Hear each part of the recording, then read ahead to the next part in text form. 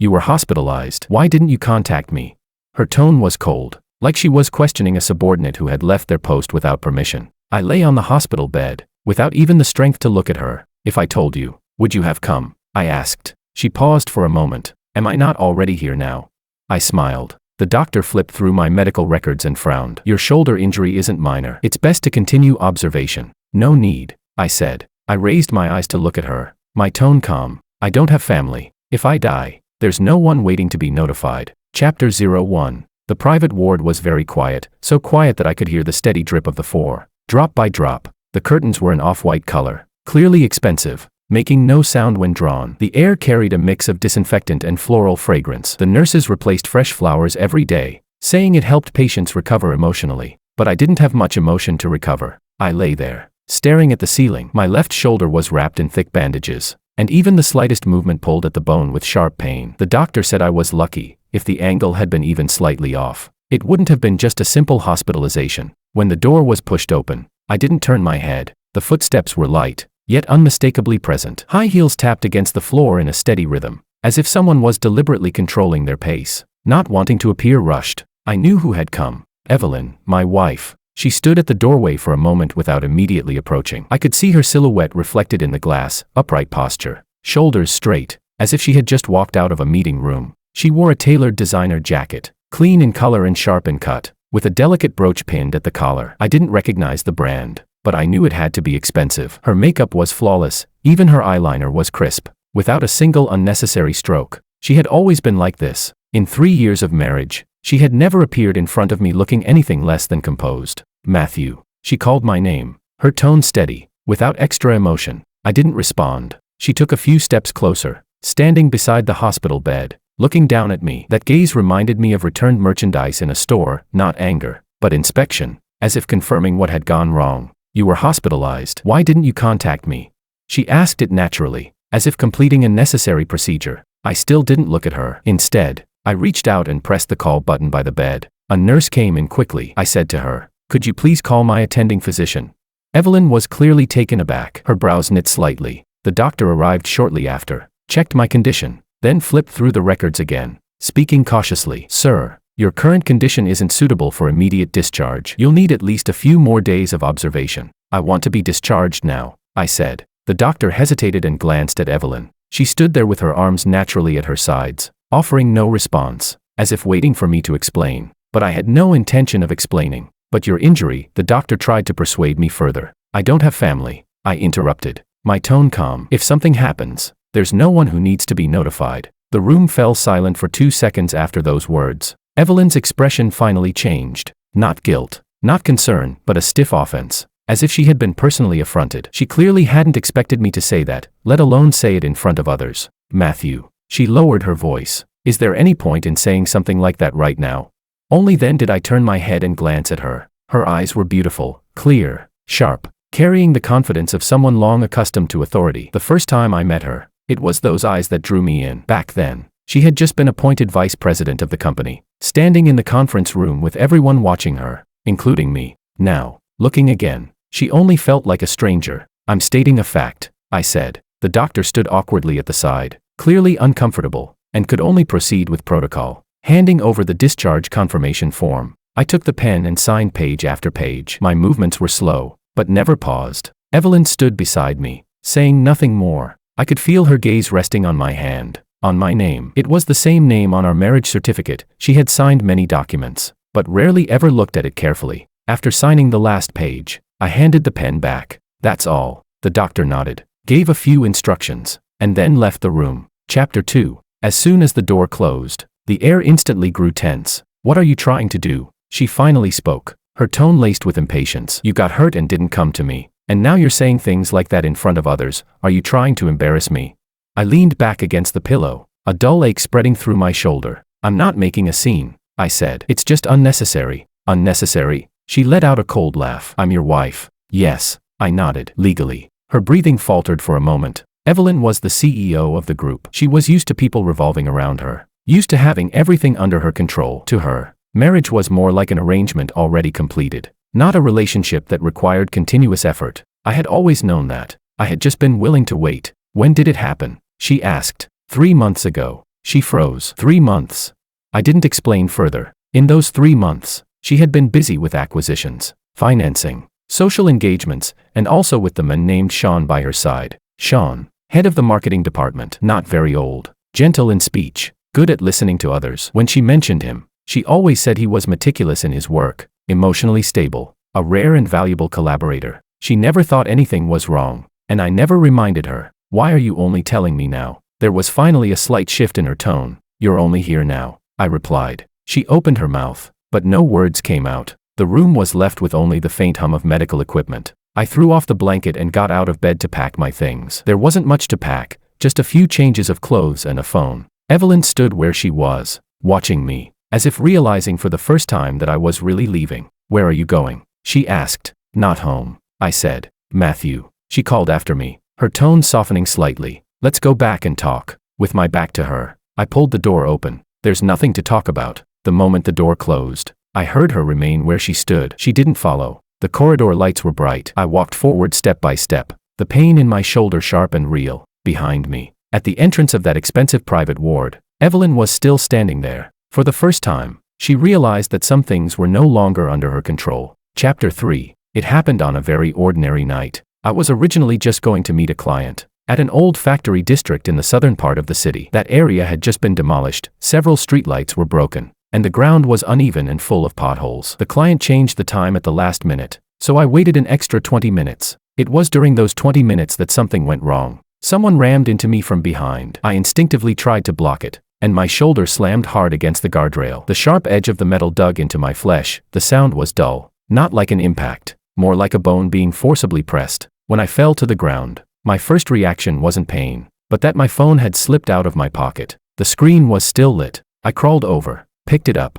my hands trembling. The first thing I did was call Evelyn. She was the only person that came to mind after I got hurt. The phone rang for a long time, so long that I began to wonder if I had dialed the wrong number. Just as I was about to call again, the call connected. It was noisy on her end, music, voices talking. "What is it?" Her voice came through the receiver, quick and efficient. "Something happened on my side," I said, leaning against the guardrail, my shoulder already going numb. "I might need you to come over." She went silent for a moment. That 1 second of pause, I heard it clearly. "I'm not available right now," she said. I didn't ask what she was doing. "Is it serious?" she asked again. I glanced down at my shoulder. Blood had already soaked through part of my clothes. "I might need to go to the hospital," I said. Someone was calling her name on her side. Very close. "Handle it yourself first," she said. "I can't leave right now." I opened my mouth. "Evelyn." The call was cut off. At the moment the screen went dark, I stared at the phone for a few seconds before realizing she really wasn't coming. I sat there for a long time before finally calling emergency services. In the ambulance, I sent her another message. Simple. "I'm at the hospital." No reply. At the hospital, a signature was needed. The nurse asked, "Where's your family?" I paused, then said, "Not here yet." She glanced at me, didn't ask further, and handed me the pen. I signed with my left hand. The handwriting was ugly. There was a long queue at the payment counter. I stood there as blood dripped from my sleeve onto the floor. Someone kindly pointed it out before I even noticed. Throughout the entire process, my phone remained silent. Before the surgery, the doctor asked if I had any allergies. I shook my head. Then he asked, "Leave a contact for your family." I gave him Evelyn's number. He nodded and said they would notify her once there was an update. I lay on the operating table, watching the overhead light turn on, but another scene surfaced in my mind. That morning, before I left the house, she had been in the dressing room trying on clothes. Sean stood beside her, handing her coats. They were standing close, speaking in low voices. When she saw me, her expression was completely natural. She only said, "I have a business engagement tonight. I might be back late." I had nodded at the time. It was only later that I found out that engagement had been arranged by Sean. Sean, the head of the marketing department, capable, well-spoken. Whenever Evelyn mentioned him, she always added, "He's emotionally stable." She liked people like that. When the surgery ended, it was already late at night. The doctor told me the bone wasn't broken, but the ligament injury was serious and required rest. I was wheeled back to the ward. The nurse helped me plug in my phone to charge. The moment the screen lit up, I instinctively checked it. No missed calls, no new messages. The next morning, I woke up early. Outside the ward window, the sky had just begun to brighten, heavy gray clouds hanging low. My phone finally vibrated once. It was Evelyn. "Something came up last night. I didn't see your call. How are you now?" I stared at that line of text. my finger hovering over the screen. After a long time, I replied with just one sentence. I'm in the hospital. She didn't reply again. At noon, Sean called. His voice was, as always, gentle and concerned. I heard from Evelyn that you got injured. How are you? I was a bit surprised. How do you know? She mentioned it last night, he said. I wanted to come earlier, but I've had too many meetings today. I didn't respond. He continued, don't overthink it. She's been under a lot of pressure lately. I had heard that line more than once. The day before I was discharged, the doctor suggested I stay 2 more days for observation. I refused. The reason was simple. No one was waiting for me. While packing my things, I opened the emergency contact list. Evelyn's name was at the top. I stared at it for a few seconds, then tapped delete. A confirmation prompt popped up. I pressed confirm. At that moment, I felt no anger, no grievance, only a clear realization. In her life, I didn't even rank. It wasn't that she didn't care about anyone. She just didn't care about me. Chapter 4. When I walked out of the hospital, the sunlight felt a little blinding. I stood at the entrance and called a car for myself. My phone buzzed again. Evelyn sent a voice message. Once I'm done with this busy period, we'll have a proper talk. I didn't tap to listen. I slipped the phone back into my pocket. The sound of the car door closing was soft, yet it completely shut that period of time outside. On the day I was discharged, I didn't go home. The car stopped at the entrance of the residential complex. I paid, but told the driver to keep going. My shoulder still hurt, as if reminding me not to return to that place. I found a hotel near the company. The room wasn't big, but it was clean. The receptionist asked if I wanted to register an emergency contact. I said no. Only when the elevator doors closed did I realize that the tension I had been holding onto slowly began to loosen. The next day, I went to work as usual. My colleague saw the brace on my shoulder and asked what happened. I said I bumped into something by accident, and the topic ended there. No one pressed further, and I was glad for the quiet. Evelyn noticed something was off on the 3rd night. That day, I worked overtime until late. My phone vibrated several times. I didn't check it. Only after returning to the hotel and showering did I open it. 3 missed calls, all from her, and 1 message. Why haven't you come home these past 2 days? I looked at the line of text and didn't reply immediately. It wasn't that she didn't know I had been hospitalized. She had simply assumed that after discharge, I would go back on my own, like before, tidying up the house, waiting for her to show up when she had time. I didn't act according to her expectations. Half an hour later, she called again. I answered. Where are you? She asked directly. Out, I said. Where exactly is out? Her tone carried a hint of impatience. You're injured. Instead of staying home, why are you running around? I didn't explain. I've been busy these past few days. I didn't get to you. She continued. Don't be emotional. The moment she said that, I knew she still hadn't realized where the problem lay. I'm not, I said. She fell silent for a moment. Then what do you mean? It doesn't mean anything, I said. I just don't feel like going back for now. She seemed momentarily choked up, her voice lowering slightly. Come back first. We'll talk in person. Another day. After hanging up, I set the phone aside. The next evening, as I returned to the hotel after work and had just stepped inside, I received a call from the property management. Sir, your wife is at home. She says she can't reach you. I acknowledged it and said I knew. She had still gone home. That apartment had been bought by her before marriage. The location was good, and the renovation was also her choice. When I moved in, everything had already been arranged. I had only put my clothes into the wardrobe. She always believed it was our home, but I knew clearly it was just her house, with me as an extra occupant. Evelyn discovered something was wrong when she opened the wardrobe. I knew her habits. The first thing she did when she got home was change clothes. She would tidy things up casually before going to shower. Half the wardrobe was empty. Not everything, just the few shirts I wore often, and an old coat. She stood in front of the wardrobe for a long time. She didn't call me immediately. Instead, she sent a message to Sean. Have you seen Matthew? Sean replied quickly. No. What's wrong? He's not coming home. Is he busy with work? That answer hit exactly what she believed. She had always thought that the center of my life was only work and her. Being busy with work was the most reasonable explanation. After her shower, she sat by the bed and called me again. This time, I didn't answer. She began to feel a little irritated. At noon the next day, she asked her assistant to pull up my schedule. The assistant looked at the records, hesitating slightly. Mr. Matthew hasn't been staying late at the office these past 2 days. He's been leaving on time. She frowned. Then where did he go at night? The assistant shook their head. For the first time, she realized that my whereabouts were no longer under her control. That evening, she left work early and went home. The house was quiet. Lights were on, one by one, but no one was there. She walked into the study and noticed the desk had been tidied. The pen I used most often was gone. Several old documents were missing from the drawer, materials from projects I had worked on before. She had never looked at them. She stood there, suddenly feeling an indescribable discomfort. That night, she didn't sleep well. The next day, she ran into Sean at the company. "You don't look too well." Sean glanced at her. "I'm fine," she said. He hesitated, then spoke anyway. "Is it about Matthew?" She looked at him. "You've been too busy lately," he said tactfully. "Give him some time." Time. Hearing that word from someone else suddenly tightened something in her chest. She was used to controlling the pace, only to realize that someone was slipping out of it. Chapter 5. That night, she called me again. I was sorting through documents. When I saw the incoming call, I didn't pick up immediately. She called 3 times in a row. I answered. "What exactly are you trying to do?" Her voice suppressed anger. "I'm not doing anything," I said. "You're not coming home. You're not answering calls. If this isn't making a scene, what is?"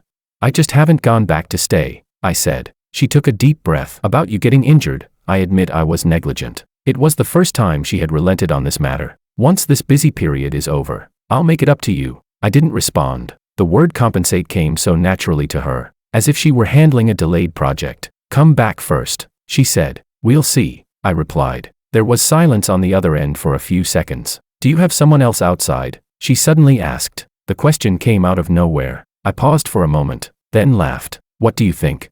She didn't answer. At that moment, I could clearly feel it. She was starting to panic. Not because I was injured, but because things were slipping beyond her judgment. After hanging up, I continued packing. On the table was an old photo, our wedding picture. I looked at it for a few seconds, then flipped it over and put it into the drawer. Late the next night, Evelyn returned home. She turned on the bedroom light. The bed was neatly made, as if no one had ever slept there. She walked into the living room, her gaze falling on the TV cabinet. The wedding photo that had been placed there, the frame was still there, but the picture was gone. At that moment, standing in the empty house, she realized for the first time, this wasn't a Cold War. I was truly leaving. Evelyn found me a week later. I had just gotten off work, stepping out of the office building. The sky was already dark. My shoulder had improved somewhat, but I still couldn't exert force. My movements unconsciously a half beat slower when I walked. Her car was parked by the roadside. Impossible to miss. The window rolled down. She sat in the driver's seat, her makeup flawless,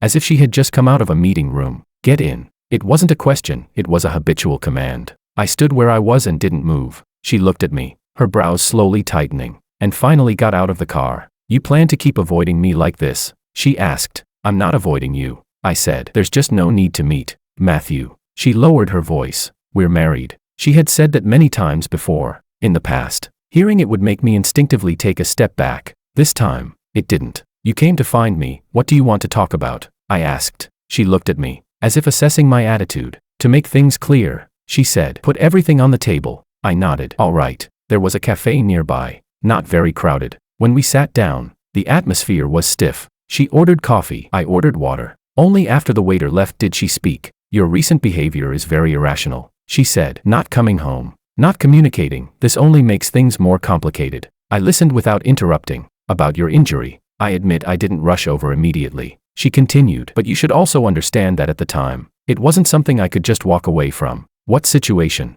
I asked. She paused. "A business engagement," she said. "With whom?" I asked again. Her gaze shifted away for a brief moment. "Sean," she said. "You know him too." Chapter 6. I nodded. He was in charge of coordinating with the client that day. A lot of things depended on him. She added, "It's not what you think." The moment she said that, I suddenly understood. Not what she explained, but the order in which she explained it. She explained Sean first, not me. "So you think I should understand?" I asked. She seemed a little impatient. "That's not what I mean." "Then what do you mean?" I looked at her. "You're sitting here now. Are you trying to tell me that your choice back then was reasonable?" She fell silent for a moment. "I just hope you don't take things to extremes," she said. "Extremes." The word came out of her mouth so lightly. I suddenly found it a little ridiculous. "The day I was hospitalized, when you received the call, did you hesitate?" I asked. She didn't answer immediately. "When you hung up, did you ever think about what situation I might have been in?" I asked again. Her lips pressed tightly together. "Matthew," she finally said. "There's no point in dwelling on this now." At that moment, something inside me snapped completely. It didn't hurt, it was a clarity so sharp it felt almost cold. "Answer me one question," I said. She looked at me. "That day, if it had been Sean instead, would you have gone?" I asked. Her expression changed. "Are you comparing?" She shot back. "Yes," I said. "I am." She was clearly displeased. "He's a work partner. It's different." she said, and you didn't clearly explain how serious it was that day. I let out a soft laugh. So in your mind, he matters more, because he's by your side, I said, and I'm not. Don't twist my words. Her voice turned cold. I haven't favored anyone. I looked at her, suddenly feeling how unfamiliar that statement sounded. Over the years of our marriage, she had rarely stood on my side, not because she deliberately ignored me, but because she had never considered it something that required choosing. Have you ever stood on my side? I asked. She froze. The question was simple, no accusation, no raised voice. Yet she couldn't answer. The coffee had already gone cold, but she hadn't taken a single sip. I waited a few seconds. She remained silent. At that moment, the last bit of expectation in my heart disappeared. I understand now, I said. She looked up. Understand what? Why you came today, I said. You're not here to apologize. She frowned. Then what do you think I came for? You came to confirm whether I would continue to obey, I said. Her expression darkened instantly. You're making me sound too selfish, she said. I didn't argue. Some things, once spoken, only become redundant. I stood up and pushed my chair back into place. Let's separate, I said. She suddenly looked up. What did you say? Separate, I repeated. Let's live apart for a while. Her fingers tightened around the cup. Do you even know what you're saying? She asked. I'm very clear, I said. You're going to divorce over something like this. There was finally emotion in her voice. It's not just this, I said. It's many things. She stood up. Her voice lowered. Calm down. I am calm, I said. That was the truth. I wasn't angry. I wasn't impulsive. I was just tired. You're injured right now. Your emotions are unstable, she said. Let's talk again after you recover. There's no need, I said. For the first time, panic appeared on her face. You can't do this, she said. This is just you running away. I looked at her. She rarely lost control like this. I'm not running away, I said. I'm ending this. The moment those words fell, she froze completely. She opened her mouth, as if trying to say something, but nothing came out. I picked up my coat and turned to leave. As I pushed the door open, I heard her call my name from behind. Her voice wasn't loud, but there was an unfamiliar urgency in it. I didn't turn back. As I stepped out of the cafe, the night wind brushed past me, my shoulder aching slightly, but I knew clearly, that wasn't the wound. It was me, finally waking up. Chapter 7. After leaving the cafe that day, I didn't answer any more of Evelyn's calls. Not because I was deliberately avoiding her, there was simply no need. I set my phone to silent and went back to the hotel. The room was quiet. The neon lights outside stayed on all night, yet I slept deeply. The next morning, I went to work as usual. My shoulder had recovered enough not to affect basic movement, though there was occasional soreness. The doctor had warned me to be careful during recovery, but I didn't take any more leave. Work helped keep me clear-headed. Evelyn showed up at the hotel entrance on the third night. The front desk called up and said a lady was looking for me. I acknowledged it and told them to let her up. When the doorbell rang, I was reading documents. She stood at the doorway, not wearing her usual sharp high heels. Her coat was a softer style, and her hair wasn't meticulously styled either. She seemed less distant than before. It was the first time she had appeared in front of me like this. Can I come in? She asked. I stepped aside. After entering, she stood near the door and glanced around the room. Not big, but tidy. You're staying here? She asked. For now, I said. She nodded, as if trying to accept the fact. I brought you something to eat. She placed the bag in her hand on the table. Your shoulder is still recovering. Don't keep eating takeout. I didn't move. She noticed, her fingers pausing slightly. I've adjusted my schedule recently, she said. For the next few days, I can leave work earlier. This was her usual approach. When she sensed things slipping out of control, she would first adjust her pace, then try to fix things. There's no need, I said. She looked up at me, a trace of confusion flashing in her eyes. Are you still angry? She asked. I'm not angry, I said. She stepped closer, her tone softening. Then why won't you come back?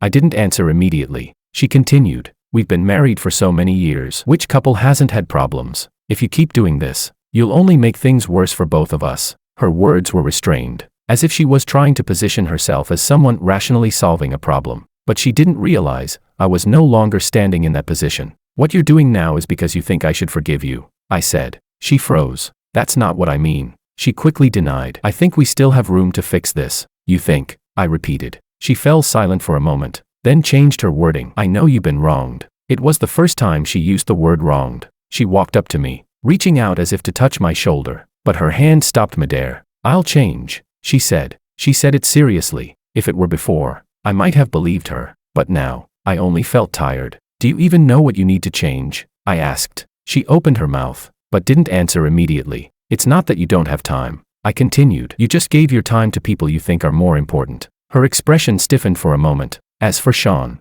I've already dealt with it, she said. I made it clear to him, we'll only keep a professional relationship from now on. That's your business, I said. She frowned. Isn't that enough? Whether it's enough isn't for you to decide, I said. A trace of urgency finally crept into her voice. Then what exactly do you want?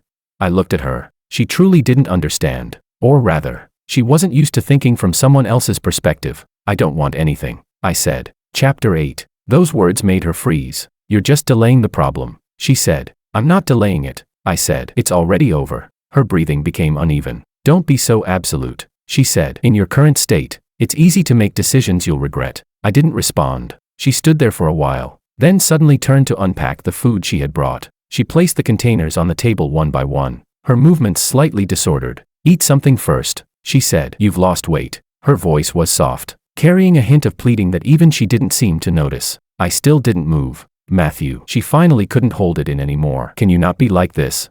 Like what? I asked. Not talking, not responding, she said. This is worse than arguing. I looked at her. She was used to controlling the flow of conversation, used to using logic to suppress emotion. Now, she had lost that ability. You're lowering yourself now because you're afraid of losing me, I said. Her gaze flickered. But before this, you were never afraid, I continued. She was silent for a long time. I thought you would always be there, she said. That sentence slipped out like an unintentional truth. I nodded. Yes, I said. You always thought that. She suddenly looked up at me, her eyes slightly red. Then what do you mean now? She asked. I'm already gone, I said. Her emotions finally cracked. You can't just erase all these years with one sentence. I'm not erasing anything, I said. I've just walked out of it. She stood there, looking at me, as if seeing me for the first time. That night, she didn't stay. Before leaving, she turned back and looked at me. You'll regret this, she said, but there was no confidence in her tone. The moment the door closed, the room fell silent again. I sat by the bed, my shoulder aching faintly, but I knew clearly. I no longer had any expectations, and she still hadn't realized. This was far from over. Chapter 9. Evelyn truly began to panic after I submitted the separation agreement. Not divorce, just separation. I had my lawyer send it to her through the proper process. The content was simple: 6 months. Finances handled separately. Property left as is. No disputes. No emotional wording. Just a calm, procedural document. For the first time, she didn't reject it immediately. That night, she didn't come to find me, but early the next morning, her car was parked downstairs at the company. She wasn't waiting for me. She was waiting for Sean. I only found out later that they talked for a long time in the underground parking lot that day. Evelyn had never liked bringing personal matters into the workplace, but that day, she even postponed a meeting. She asked Sean, "Did you already know he would leave?" Sean paused for a moment, then quickly regained his composure. "I just felt that your communication hasn't been very smooth lately," he said carefully. "You kept telling me to give him time." She stared at him. "I gave time, and he left." Sean was silent for a few seconds before speaking. "Some people just aren't suited for your current position." That statement hit her directly. "What do you mean?" she asked. "In your current state, you need someone who can always align with you," he said. "Not a partner who puts emotions first." She didn't argue, because that had been exactly how she had evaluated me over the past few years. After that day, her attitude toward Sean began to shift, becoming more urgent. She needed an explanation. She needed proof that she hadn't made the wrong choice. But Sean sensed something was off. He began to grow cautious. Fewer calls, fewer words. He no longer stayed late with her when she worked overtime, nor did he ask about her emotions like before. When she asked him out for meals, he always had reasons to decline. Once, twice, 3 times. Evelyn finally realized the balance of the relationship was changing. She couldn't help but ask, "Have you been avoiding me lately?" Sean smiled. "Of course not." "Then why don't you answer my calls?" "I've been busy," he said. That was a phrase she had said to me countless times. Now hearing it from someone else, it sounded unbearably harsh. She began to feel uneasy, not because of me, but because she realized that what she had lost might not just be a husband who waited for her at home, but also someone she had once believed she could control. Chapter 10. Sean's true stance showed after a project meeting. When the meeting ended, she asked him to stay. "Do you think I'm troublesome now?" she asked directly. He paused, not denying it immediately. "You haven't been in a good emotional state lately," he said. "I'm not very good at dealing with this." Those words made her heart sink. "You didn't say that before." She looked at him. "That was before," he said. "Things are different now." She stared at him, suddenly realizing something. Sean had never gotten close to her because of who she was. It was her position, her resources, the value she could provide at the time. Now that her emotions were becoming unstable, he began to pull away. She returned to her car and sat there for a long time. That day, she didn't go back to the office, nor did she go home. For the first time, she didn't know where to go. Meanwhile, I was organizing the last batch of documents. After the separation, I gradually handed over my projects at the company. I wasn't resigning, just minimizing unnecessary entanglements. Colleagues asked if I was transferring departments. I said, for now, no. They didn't ask further. I no longer worked late into the night, nor did I wait for someone to come home. Life became simple. Evelyn found me on a rainy night, without any prior notice. I had just gotten off work. My car hadn't even started when I saw her standing by the roadside. No umbrella. Half her clothes were soaked by the rain. Instinctively, I wanted to roll up the window, then stopped. She walked over and knocked on the window. I got out of the car. Why are you here? I asked. Her makeup was ruined. Her eyes red, not from crying, but from exhaustion after sleepless nights. I want to talk to you, she said. We've already talked. I said. This time is different, she said. I looked at her without speaking. She took a deep breath. Sean is being transferred. I nodded. I see. You're not going to ask why. She stared at me. That's between you two, I said. Her gaze became completely unsettled. He doesn't want to be involved anymore, she said. He said it's not good for him. I still didn't respond. Do you really feel nothing at all? Her voice trembled. I do, I said. A flicker of hope appeared in her eyes. I think it's completely normal, I added. That flicker died instantly. How can you be so calm? She nearly lost control. You weren't like this before. You weren't like this before either, I said. That sentence silenced her completely. The rain poured down heavily. She stood there, as if finally realizing that once certain things were lost, they would never come back. Have I really lost you? She asked softly. I didn't answer, not because I couldn't bear to, but because the question no longer held any meaning. She suddenly let out a laugh, a bitter, awkward one. So the companionship I thought I had only existed when I was needed, she said. This time, she was talking about herself. I opened the car door. It's raining hard. Go back. She didn't move. Matthew, she called out. If I start over now, will you still be standing where you were? I looked at her. The unease, panic, and belated clarity in her eyes were all real, but none of it could change anything now. You don't need me to stand there anymore, I said. She stood in the rain, not asking anything further. I got into the car. In the rearview mirror, her figure grew smaller and smaller. That night, she sat alone in her car, scrolling through her contacts, only to realize there wasn't a single number she could call without hesitation. And I returned to an empty room, turning off the lights. The world was quiet. I knew what she had lost was not just me, but that had nothing to do with me anymore. Chapter 11. During the time Evelyn started chasing after me, everything was quiet. It wasn't that she did nothing, it was that she was too restrained. She no longer suddenly appeared downstairs at my company, nor did she call late at night. She changed her approach, as if cautiously testing boundaries. The first thing that changed was her tone. Before, when she spoke, she was used to making conclusions first, then waiting for others to comply. Now, she began to ask, have you been busy with work lately? How's your shoulder recovery?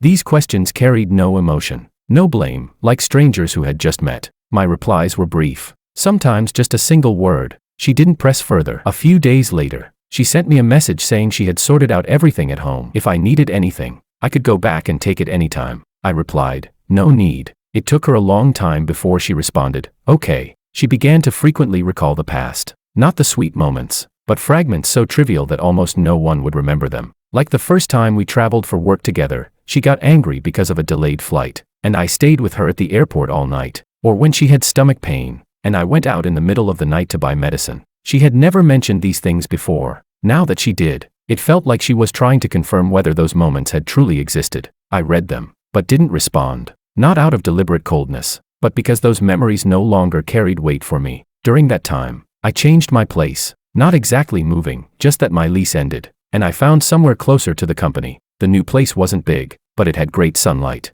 I began to keep a regular schedule, leaving work on time, occasionally going to the gym. My life gradually filled up. There was no place for her in it. Evelyn saw me near my new place. That day, I had just come out of a supermarket, carrying a bag. She stood by the roadside, as if she had been waiting for a long time. You moved? She asked. Yeah, I said. She looked at what I was carrying, then at me. You seem to be doing okay, she said. Not bad, I replied. That simple, not bad, made her expression stiffen. She had thought that without her, I would be doing terribly, but reality was the opposite. I can give you a ride, she said. No need, I said. She didn't insist, only walking alongside me for a while. We walked side by side, keeping a distance that was neither close nor far. Sean has officially transferred, she suddenly said. I nodded, offering no comment. I haven't contacted him again, she added. Got it, I said. She stopped walking and looked at me. You really don't care at all?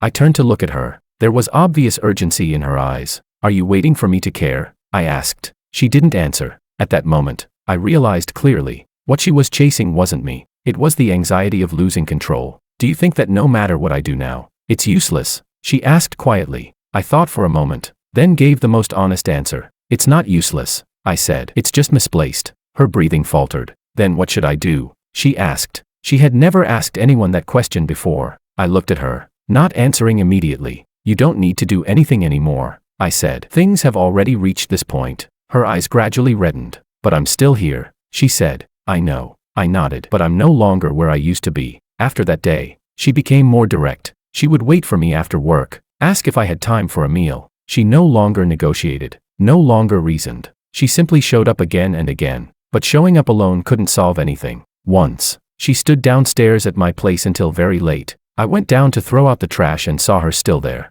You don't have to do this, I said. She looked up at me, her eyes filled with exhaustion. I just want to know if I can still get close to you, she said. You're already very close, I said. I'm just not stepping forward. That sentence left her completely silent. Sean exited completely during this period. After his transfer, he quickly changed his contact information and disappeared from her social circle. Evelyn tried contacting him once, there was no response. Only then did she truly realize. Some relationships, once they lose their value, disappear cleanly, and I was the only one she could still try to hold onto, but also the one she couldn't hold onto at all. She came to see me more and more frequently. I, however, became busier and busier, not with work, with life. I began to have my own plans, no longer leaving time reserved for her. She realized that no matter when she showed up, I always had something else to do. Are you deliberately avoiding me? She finally asked. No, I said. I'm just not adjusting my plans for you. That sentence was more direct than rejection. She stood in front of me, as if all her strength had been drained.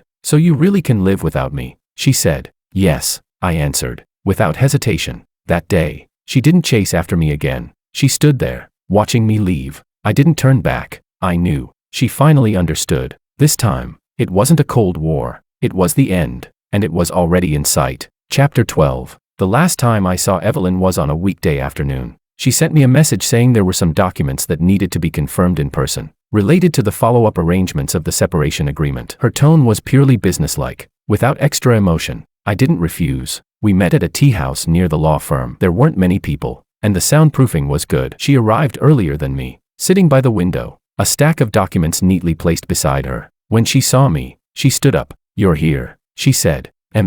I responded, sitting across from her. The waiter came to pour tea. She thanked them, her movements restrained and proper. Everything felt familiar, and yet unfamiliar. She pushed the documents toward me. These are the sections you need to confirm. If there's no issue, just sign. I flipped through them. The contents were clear, with no additional conditions. She hadn't tried to leave anything hidden in the terms. That surprised me a little. You reviewed this very carefully, I said. I don't want to make mistakes again, she replied. I nodded and picked up the pen to sign. At the moment the pen touched the paper, there was no emotional fluctuation. She watched me finish signing, then collected the documents, but didn't leave immediately. The tea house was quiet, with only the faint sound of water heating. Matthew. She suddenly called my name. I looked up at her. This is the last time we'll sit like this, she said. Not a question, a statement. Yes, I said. She fell silent for a moment, as if organizing her words. What are your plans going forward? She asked. She had never asked that before. Just living normally, I answered. She let out a faint smile. You've become very concise when you speak now, she said. There's no need to say much, I replied. She nodded, but didn't continue. After a while, she asked again, will you ever regret this? She had been holding that question in for a long time. I didn't answer immediately, not because I was hesitating, but because I needed to confirm whether my answer was true. No, I said. Her fingers curled slightly. Even if you're alone in the future, she pressed. I'm already alone now, I said, and I've adjusted just fine. She looked at me, and for the first time, a trace of helplessness appeared in her eyes. I used to think you couldn't live without me, she said. I thought so too, I replied. That sentence made her fall completely silent. She lowered her gaze to the table, as if staring at the wood grain, or at nothing at all. Do you know? She suddenly said. I've only realized now that I didn't lose you because you stopped loving me. I didn't respond. It's because I never learned how to hold on. She continued. Her voice was low, not tearful, but filled with exhaustion. I always thought things could be postponed, that people would wait, she said. But I forgot, people aren't projects. I looked at her, not denying it. She was right. It was just that this realization had come too late. If time could go back, she looked up at me. Would you still choose me? She asked it slowly, as if giving herself one last chance. I looked at her. The woman who once stood at the center of my life now sat across from me, composed yet unfamiliar. I don't know, I said. It was the truth. What about now? She asked. There's no longer a need to choose, I answered. She closed her eyes. At that moment, she seemed to finally accept something. You should go, she said. I won't hold you up. I stood up and pushed my chair back into place. She stood as well, but didn't walk me out. When I reached the door, I paused for a moment. Evelyn, I called. She looked up. You don't need to chase anymore, I said. It's not because you're not good enough. Her throat visibly tightened. It's because I've already finished walking that path, I added. She didn't speak. I pushed the door open and walked out. The corridor was bright, sunlight slanting in through the windows. I walked forward step by step, without looking back. Behind me, she remained where she was. This time, she didn't come after me. For a long time afterward, we didn't see each other again. The procedures were completed step by step, no disputes, no entanglement. I changed the direction of my work, and life became simple and clear. Occasionally, I would think of her, but it no longer carried emotion, like remembering something that had already been turned over to the past. Some people arrive at just the right time. Some people leave too late, and I, finally no longer had to stand still and wait.